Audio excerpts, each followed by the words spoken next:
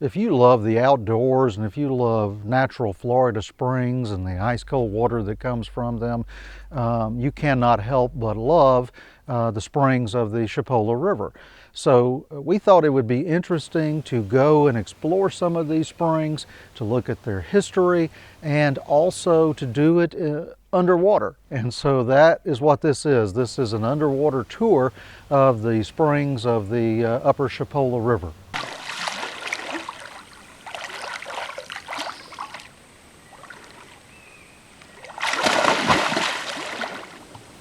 The Chipola River rises actually from where several creeks come together at a place called Forks of the Creeks. It is in northern Jackson County, Florida. It's a vast swamp. Hurricane Michael did a lot of damage to the trees and the forests around the forks of the creek. But even a hurricane does not destroy a natural spring. One of the best places to visit if you are really into the wild outdoors is Lily Pad Adventures. It's on State Highway 2 between Campbellton, Florida and Malone, Florida, just below the Alabama border. There are 10 springs on the property that many people consider to be the main headwaters of the Chipola River. These are called Daniel Springs, and together they combine to pour out water that flows into Marshall Creek and eventually the head of the Chipola River. Historically, this is a fascinating place. There is a strong probability that early Spanish missionaries established a church there that they called San Antonio. San Antonio was not a permanent Spanish mission like Mission San Luis that you might see in Tallahassee, but it was a temporary one that the friars or the missionaries would come and go from. We know that later groups of Spanish explorers visited this site. They refer to a site formerly known as San Antonio where they said there were a group of natural springs, and the only place in this vicinity that actually fits their description is what's now Lily Pad Adventures. So that gives it a really neat history. The springs here are beautiful.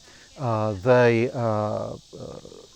has been developed as a swimming area and it features a dock and a beach area, but the rest are preserved in pristine conditions, just as nature has left them.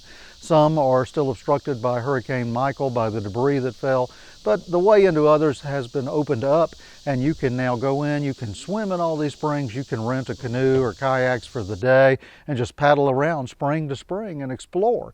And when you go under them, underneath the water, it's a beautiful wonderland down there. There's fish and colors and crystal clear water that is ice cold. It's a great place to swim, and realize as you're swimming in this water that this is the water that makes the Chipola River one of Florida's most outstanding natural waterways.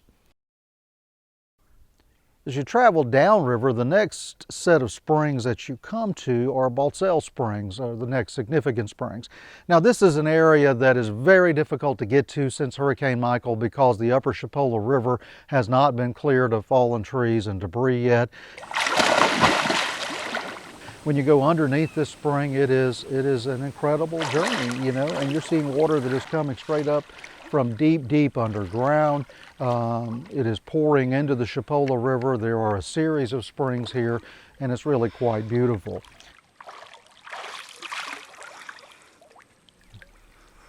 Now, the next spring below the Balsell Springs is in Florida Cavern State Park. It is Blue Hole Spring. There are actually two vents here that the cold water comes from. There's a distinct layer at 30 to 35 feet, another distinct layer at 95 to 100 feet. And at the swimming area, the one that people swim in comes from the 35 feet layer, and then the little blue on the other side of the footbridge there comes from the deeper, the 100 to hundreds feet or so down. And there's times when you'll go by and one day one will be blue, another will be brown. You come by the next day and they've switched. So there's a lot of different cave systems here. It's a much bigger picture. And overall, I would tell you that the Blue Hole is not a true spring. It's an alluvial spring. It's connected to the river. When the river rises a foot after heavy rain north of us, the Blue Hole rises immediately a foot with it. They are directly connected.